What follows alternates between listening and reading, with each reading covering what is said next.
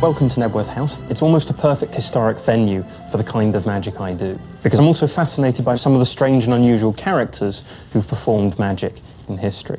For example, there was a man called Matthew Buchinger in the 18th century, and he became very, very famous, a wonderful magician, an expert calligrapher, a master at the game of skittles.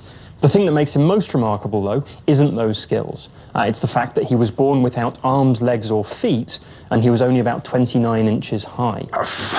He's quite a guy, yeah, okay. Now, the thing that interests me most is that he used to do sleight of hand. And it makes me wonder, what kind of sleight of hand can you do without hands? And I haven't found a trick I can do without hands, but I have found something that I can do at least without touching the objects I'm using. It uses 4 large old silver coins, and the idea is that from now, I shan't touch them. Instead, I'll keep my hands a little way above them the whole time. Watch this.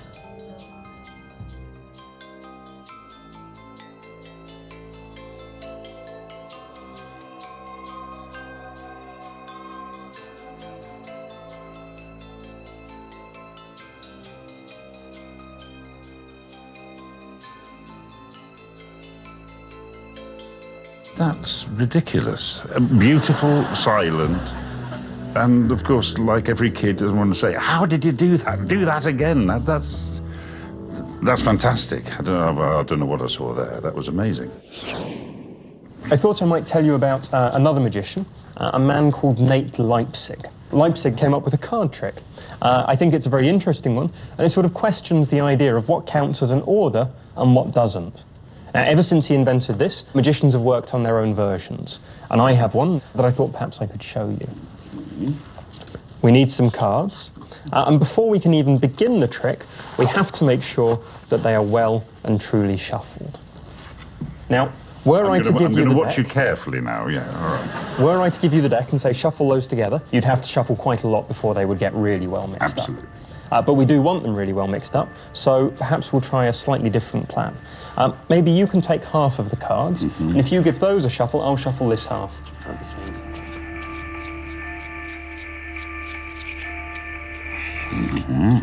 Fantastic. A little more thorough than I would have liked, but fantastic. And then just in case I cheated or you cheated, perhaps you can shuffle mine and I'll shuffle yours.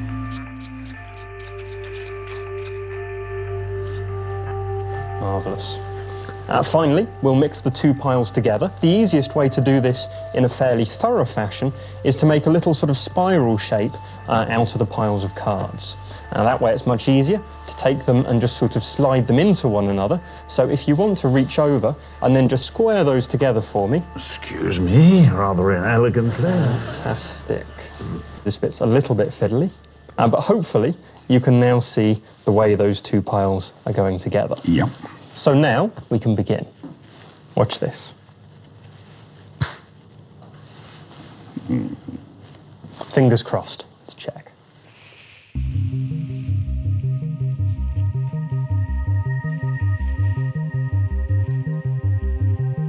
Absolutely perfect.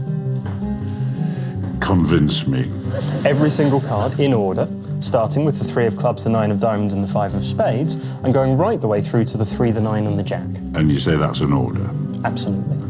Okay, all right. If, after all the shuffling, they'd been in brand new deck order, so they had gone ace to king, ace to king, ace to king, ace to king. That would have been an order. This just looks like a shuffled pack of cards. This is just as difficult. Okay. You don't believe me. But this is where Leipzig comes in. If I could prove that this order was actually just as precise as new deck order, then it would be a worthwhile trick. That'd be good.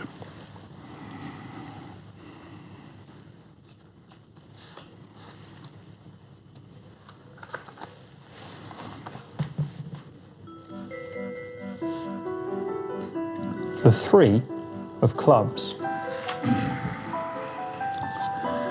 the 9 of diamonds, the 5 of spades. This is very annoying. The king of hearts, the 10 of clubs, the 5 of clubs, the 9, the 7, the 8, the 4, the ace, the 5, the 8, the 5, the 6, the 3, the 4, the 6, the 6. I think you get the idea right the way through to the 3, the 9, and the jack. That's impossible and ridiculous, I have to say.